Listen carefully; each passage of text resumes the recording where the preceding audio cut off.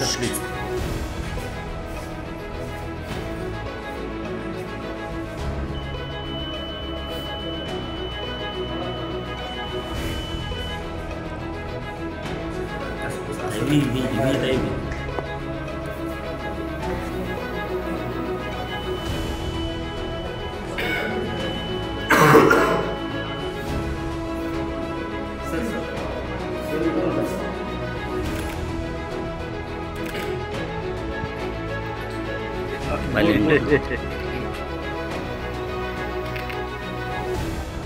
आज लोकशाहीचा दिवस, मतदानाचा दिवस. जे महाविकास आघाडीचे उमेदवार आहे जयश्री शेळके यांनी आज आपला मतदान केलं आहे आणि विशेष म्हणजे पहिला मतदान त्यांचाच झाला आहे. त्यांच्यासोबत आपण बोलणार आहोत.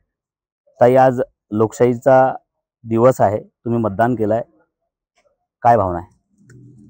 खूप आनंद आहे, उत्साह आहे. लोकशाहीच्या या उत्सवात सहभागी होण्याचं आव्हानही सगळ्या मतदारांना आपल्या माध्यमातून करते. आणि बुलढाणा विधानसभा मतदारसंघामध्ये लोकशाही विरुद्ध हुकुमशाहीच्या या लढाईत लोकशाहीच्या बाजूने मी पहिलं मतदान केलंय, याचा खूप अभिमानही आहे. काय आव्हान करणार आहे मतदारांना? मतदारांना आपल्या माध्यमातून हेच आव्हान आहे की भयमुक्त, भ्रष्टाचारमुक्त आणि शांतताप्रिय बुलढाणा विधानसभा मतदारसंघासाठी सगळ्या मतदारांनी लोकशाहीच्या बाजूने आणि या संविधानाच्या बाजूने नक्कीच मतदान करावं. जयश्री शेळके यांचे पती देखील आहे, त्यांच्यासोबतही आपण बोलणार आहोत.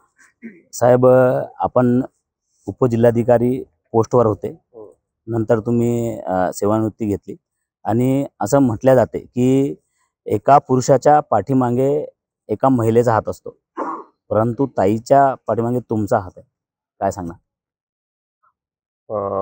या आजच्या या लोकशाहीच्या उत्सवाच्या दिवशी नक्कीच आनंद आहे की बुलढाणा विधानसभा मतदारसंघाला 53 वर्षानंतर एक महिला लोकप्रतिनिधी या ठिकाणी मिळणार आहे. खरं म्हणजे भारतीय संविधानाच्या माध्यमातून वेगवेगळ्या पद्धतीने महिला सक्षमीकरणाचे प्रयत्न सुरू आहेत. आजच्या या बुलढाणा विधानसभेच्या मतदारसंघाच्या या निवडणुकीमध्ये आपल्याला महिला लोकप्रतिनिधी या निमित्ताने मिळणार आहे. काय आव्हान करणार आहे मतदारांना? मतदारांना हेच आवाहन करेल की भारतीय संविधानाने आपल्याला जो मतदानाचा हक्क दिला आहे, आपला योग्य लोकप्रतिनिधी निवडण्याचं जे काही हक्क आपल्याला मिळाला तो आपल्या सगळ्यांनी तो बजावा, असं मी या निमित्तानं आपल्या सगळ्यांना आवाहन करतो.